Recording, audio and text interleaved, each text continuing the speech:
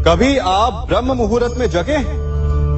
जगकर देखिए, संध्या होने के पश्चात जब रात्रि का अंधकार सारे संसार को धीरे धीरे अपने अंधकार में निगलने लगता है, तो यही अंधकार ब्रह्म मुहूर्त में भोर होने से ठीक पूर्व तनिक अधिक काला हो जाता है। कुछ समझे? हमारा जीवन भी कुछ ऐसा ही होता है। जब हमारे जीवन की समस्याएं अपने अंत पर होती है, तो यही समस्याएं एक भीषण रूप लेकर हमारे समक्ष प्रस्तुत हो जाती है और ऐसे परिस्थिति में अधिकतर लोग हार मान जाते हैं, भय खा जाते हैं। परंतु यदि आप हार न माने, भय न खाएं, दृढ़ रहें, निरंतर आगे बढ़ते रहें, तो प्रकाश के रूप में हमारा स्वागत करने के लिए सूर्य उदय सदा हमारे समक्ष प्रस्तुत रहेगा। आपने बरगद के वृक्ष को देखा है? जितना विशाल उतना दृढ़। पतझड़ में वो सूख जाते हैं, परंतु दुर्बल नहीं होते, टूटकर गिरते नहीं। और उसके विपरीत दलदल में उपजे वृक्षों को देखिए, वो दिखने में तो बड़े होते हैं, पतझड़ आए या शीत सदा हरे भरे होते हैं, परंतु इतने दुर्बल होते हैं कि जलधारा के हल्के से वेग से वो गिर जाते हैं। परंतु ऐसा क्यों होता है? कारण है जड़ें। जिसकी जड़ें दृढ़ भूमि में है, वो हर चक्रवात, हर ऋतुओं को सह लेता है, और जिसकी जड़ें दलदल में है, वो स्वयं की जड़ों को दुर्बल बना लेता है। कुछ ऐसा ही मनुष्य भी होता है, जो अधर्म, कुकर्म और असत्य की धरा पर उपजा है।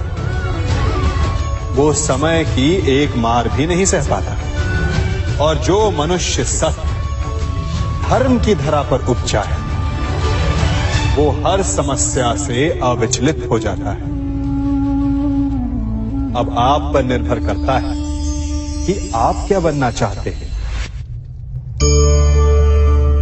हमारे जीवन में मित्र और शत्रु बड़ा महत्व रखते हैं। यदि गंभीरता से सोचा जाए तो ऐसा कोई क्षण नहीं जब हम अपने मित्रों के बारे में ना सोचते हो या फिर अपने शत्रुओं के बारे में। हमारा हर कार्य या तो हमारे मित्रों के हित के लिए होता है या फिर हमारे शत्रुओं के अहित के लिए। हम हर स्थान या तो अपने मित्रों के साथ होते हैं या फिर अपने शत्रुओं के साथ। कोई नहीं चाहता कि उनका शत्रु प्रसन्न रहे। हर कोई अपने शत्रु को नष्ट कर देना चाहता है, और ऐसा करने के लिए वो हर संभव प्रयास करता है। उसे आर्थिक, मानसिक और शारीरिक हानि पहुंचाने का प्रयास करता है। परंतु यदि मैं आज आपको ऐसा मंत्र सिखाऊं जिससे आप अपने शत्रु को सदा के लिए नष्ट कर दे तो, और वो मंत्र है मित्र बनाना। अपने सभी शत्रुओं को अपना मित्र बना लीजिए और आपके सारे शत्रु स्वतः ही समाप्त हो जाएंगे। मैं क्या कर रहा हूं? मैं दिए प्रज्वलित कर रहा हूं ताकि अंधकार को मिटा सकूं। अब आप कहेंगे कि इसमें कौन सी बड़ी बात है ना? परंतु इसमें महत्वपूर्ण बात समझने के लिए यह है कि मैं क्या नहीं कर रहा हूं, और मैं अंधकार नहीं कर रहा हूं। क्योंकि अंधकार को मिटाने के लिए प्रकाश का अस्त्र तो उठाना ही पड़ता है। बुराई को बुराई से नहीं, अच्छाई से जीता जाता है। अन्याय को अन्याय से नहीं, न्याय से लड़ा जाता है। क्रोध को क्रोध से नहीं, क्षमा का साथ लेना होता है। ठीक उसी प्रकार एक लोहा लोहे को काटता है, परंतु एक ठंडा लोहा ही गर्म लोहे को काट सकता है। इसलिए यदि आपको अपने जीवन में विजयी होना है, तो अपने शस्त्रों को, अपने अस्त्रों को सोच समझ कर उठाइए, क्योंकि एक अनुचित सोच परिणाम पर भारी प्रभाव डाल सकती है। आप सब सोच रहे होंगे कि ये क्या मैं करने लगा।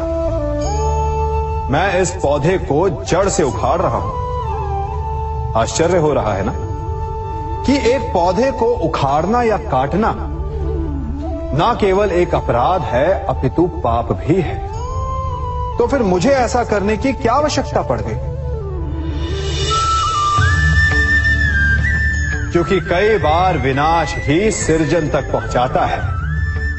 यदि नया भवन बनाना हो तो पुराने भवन को गिराना पड़ता है। व्यवस्था को परिवर्तित करने के लिए क्रांति लानी पड़ती है।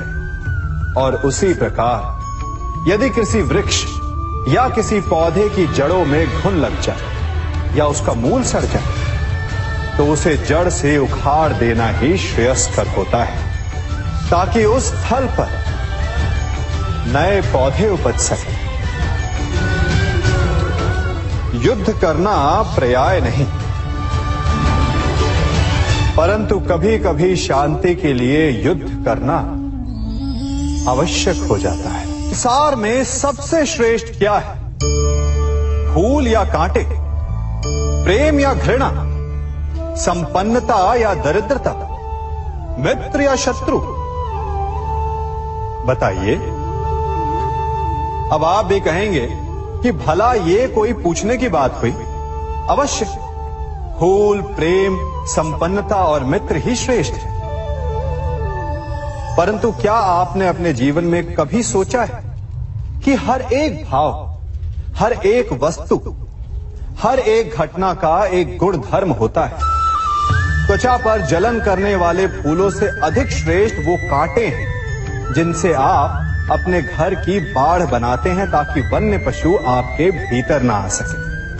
वो प्रेम श्रेष्ठ नहीं जो आपको अंधा, लोभी, पक्षपाती बनाता। वो घृणा श्रेष्ठ है जो आपको नया मार्ग दिखाते। वो संपन्नता श्रेष्ठ नहीं जो आपको कृपण बनाते, मतदान बनाते। वो दरिद्रता श्रेष्ठ है जो आपको जीवन में परिश्रम करने की शिक्षा दे।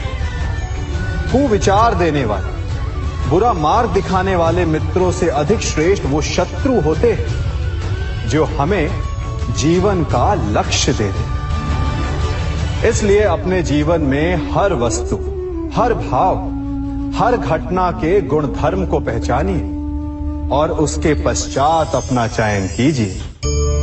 स्वर्ण। हम सभी को अपने जीवन में स्वर्ण से कभी ना कभी कुछ ना कुछ थोड़ा या अधिक मोह होता ही है ना? परंतु क्या आपने कभी सोचा कि स्वर्ण को प्राप्त कैसे किया जाता है? जब भूमिगत खदानों से स्वर्ण को निकाला जाता है तब वो एक पाषाण की भांति होता है। ऐसा पाषाण जिससे आप किसी को भी मार सकते हैं, परंतु उसे आभूषण के रूप में स्वयं के शरीर पर धारण नहीं कर सकते। यदि उसे आभूषण बनाना है तो उसे लंबी यात्राएं करनी होती है। उस पाषाण को पिघलना होता है। सुनार के हथौड़ी की अनेकों चोटें खानी पड़ती है, फिर काट छाट और उसके पश्चात जाकर वो ऐसा आभूषण बनता है जो हमें वर्षों तक, सदियों तक लुभाता रहता है। इसलिए यदि आपको समय पर विजय पानी है तो स्वयं के निर्माण पर समय देना होगा। हम सभी सुनते आए कि जो वीर होता है, साहसी होता है, शौर्यवान होता है, उसके समक्ष सारा संसार झुकता है। वीर भोग्य वसुंधर। परंतु वीरता है क्या? शौर्य क्या है? साहस क्या है? साहस युद्ध नहीं, वीरता विजय नहीं, शौर्य कभी ना गिरना नहीं। साहस किसी चुनौती के समक्ष खड़े होने का भाव है, तो वीरता उस चुनौती को उत्तर देने के लिए पूर्ण परिश्रम लगा देना है। और शौर्य का अर्थ है गिरकर फिर से उठने का साहस रखना, बार बार प्रहार करके वीरता दिखाना, निरंतर प्रयास करते रहना, निरंतर परिश्रम करते रहना। इसलिए विजयी होने से अधिक महत्वपूर्ण है शौर्यवान होना, क्योंकि जो शौर्यवान है उसे विजय मिलना निश्चित है।